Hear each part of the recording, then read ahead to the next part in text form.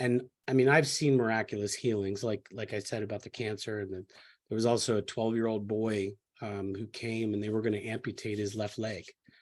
He was a Oh, pitcher, wow. and you'll relate to this. He was a baseball kid, and he was Yeah.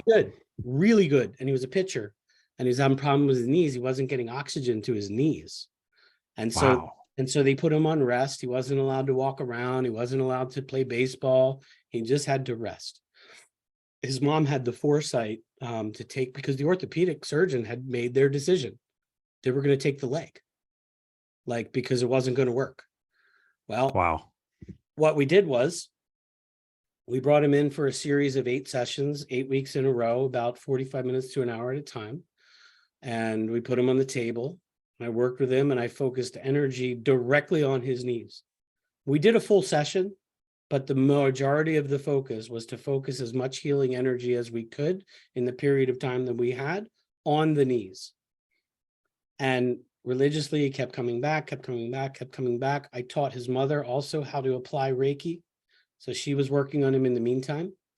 And so when they came back and they did the x-rays, he was fully available to go back to baseball, no amputation needed. It's amazing. It reinvigorated his body so that it got the oxygen to his knees, right? It relaxed enough that the body knew what to do to solve its own problem. Here's a question for you, Anthony, and thank you for sharing those amazing stories. So I am familiar with everything you're speaking into because I've actually experienced in my own life. For any of the listeners who may not know, I'm 33 years old. Before the age of 29, I'd had 5 back surgeries in the L4, L5 region of my lumbar spine.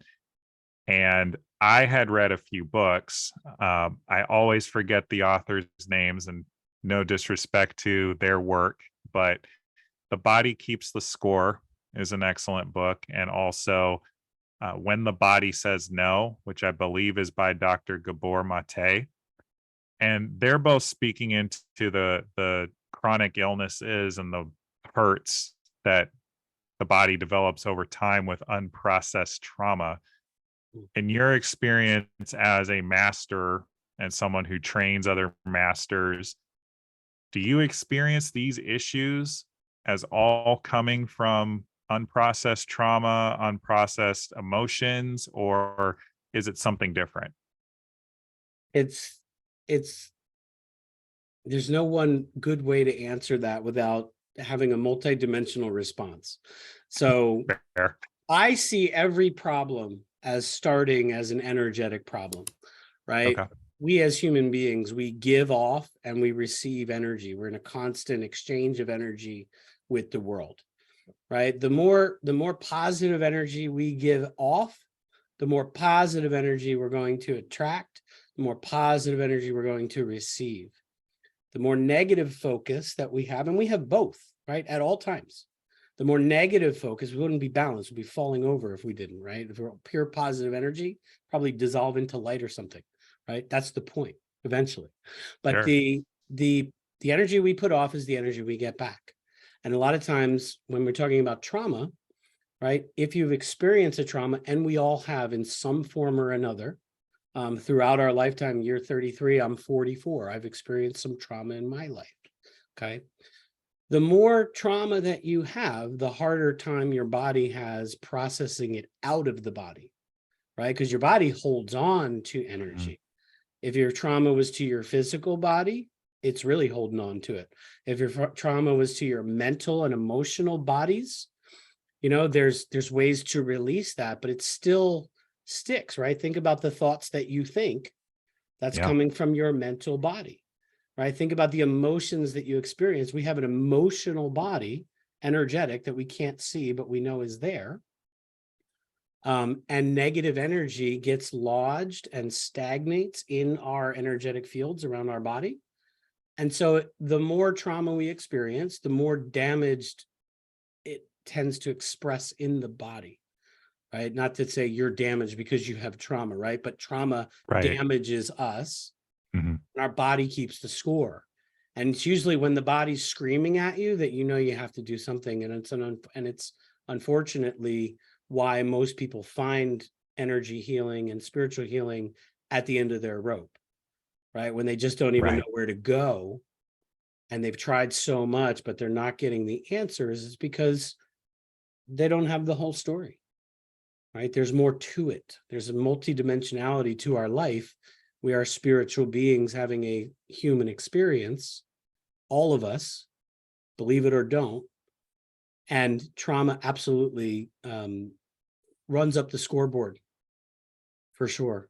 And Reiki as a modality helps to relax all of our bodies, including mental, physical, emotional, and spiritual, esoteric bodies. And when it gets to relax, and when the transfer of pure positive energy, which is also another way to look at Reiki, it transmutes the negative energy. And when there's more positive energy, it consumes the negative energy. So the negative energy's got nothing, it never goes away. Energy is never created, never destroyed. It just changes form, right? And so when you flood the body with pure positive energy, it consumes the negative energies and it releases those stuck emotional thoughts. A lot of people come to Reiki because they want another way to release emotionally. Me personally, I hadn't cried for 2 years before I found Reiki, and there was a lot of emotional trauma that was in my own life, and I cried on the table, and it felt amazing, right? And then the Reiki master said to me, well, that's how you release the energy. You cry, right? You have to move it. It's got to move somehow. And that's how you know you've released something, is you cry or you laugh. Sometimes it manifests as laughter. You know, you just, and I didn't mean to cut you off, but you just said something really profound that I want to circle back to, because I feel like this is relevant to anybody listening to this. And if it isn't relevant to them personally, definitely someone that they know. Just law of averages, but also just the way that our society tends to operate. You said that a lot of people find energy work, healing work, spiritual healing when they're at the end of their rope. I know that to be true because of my personal experience laying in the hospital bed after my 4th or 5th back surgery, knowing that, just having this deep knowing in my pit of my stomach that I didn't know why I was ending up in the hospital so many times, and I wasn't even 30 yet, but I knew that I had to do whatever it took to get to not be there any longer. So I would definitely say that I was at the end of my rope in that regard. And also thinking back on that time of my life, I couldn't cry. Like I was completely stopped up. You know, you could tell me the most horrible thing or something horrible could happen to me, and I would just kind of just grit my teeth and bear it and keep going. And so how how would you recommend or explain how people can check in with themselves before they hit that point of no return, where they might be at the end of their rope, or there might be serious physical harm being done to their bodies because they're not checking in with themselves in the ways you're describing? Yeah, I mean, it's kind of as easy as what you just said, right? Like, I encourage people to listen to their body and even ask their body questions, right? Even before they get any kind of Reiki treatment. You know, some of my coaching clients, like, they don't want Reiki. Okay, great. Like, how are we going to address the energy? And so I always tell people, listen to your body, talk to your body, get quiet and wait for the response. The fact that that you're feeling anxious or fearful or depressed, right? These are all energetic signals that something needs to change. Really? Like, the natural state of being is not depression. The natural state of being is not anger or worry or frustration, right? These are lower form emotions that have lower energy.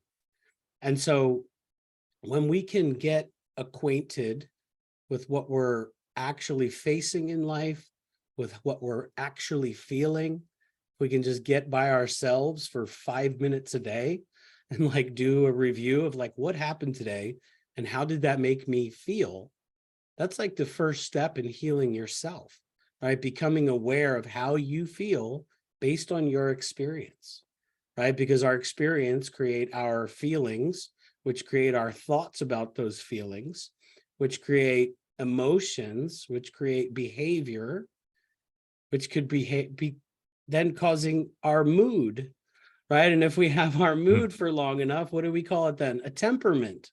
And so everything we experience translates in the body and it becomes us, right? Like everything that we're consuming on a daily basis, it's not just our food. It's what we listen to. It's who we're around. It's the energy and the environments that we choose to stay in. It's what we read. It's what we look at, right? That's our diet. So I say, watch your diet.